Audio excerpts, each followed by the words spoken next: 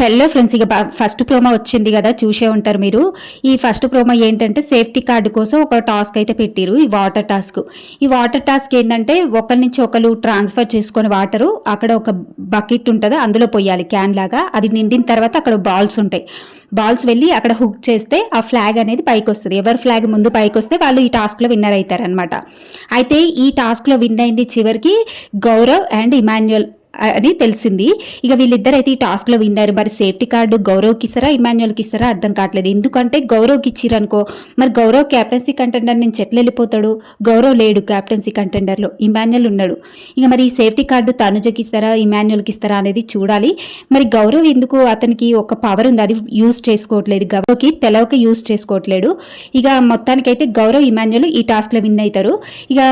ఇక తర్వాత రీతుకి ఒక ఇంకో రెబల్గా క్రియేట్ చేస్తారు. బిగ్ బాస్ చెప్పి రీతుకైతే ఒక సీక్రెట్ టాస్క్ ఇస్తారు. ఏంటంటే హౌస్లో ఎవరితోటనో ఒకరితో గొడవ పడమంటారు రీతుని. అయితే అక్కడ వెళ్ళి ఇక ఇమాన్యుయల్ని వేసుకుంటుంది. వాష్ ఏరియాలో ఇమాన్యుయల్తో ఫుల్ గొడవ పెట్టేస్తుంది. పవర్ని ఎందుకు తీసిరు టాస్క్లోకి వెళ్ళి అనేసి ఇక ఫుల్ గొడవ పెడుతుంది. ఈ టాస్క్లో ఇక ఈ టాస్క్ అయితే కంప్లీట్ చేసేస్తుంది. కాబట్టి రీతు క్యాప్టెన్సీ కంటెండర్ అయింది. ఇంకా తనుజ ఎందుకైందంటే తనుజ ఒక టాస్క్లో గెలిచింది ప్లస్ ఆమెకి గ్రీన్ కార్డు ఉంది కాబట్టి క్యాప్టెన్సీ కంటెండర్ అయింది. ఈ మాన్యుయల్ క్యాప్టెన్సీ కంటెండర్ అయిండు. ఇక Bharani and Ritu blue team నుంచి క్యాప్టెన్సీ కంటెండర్ అయ్యారు.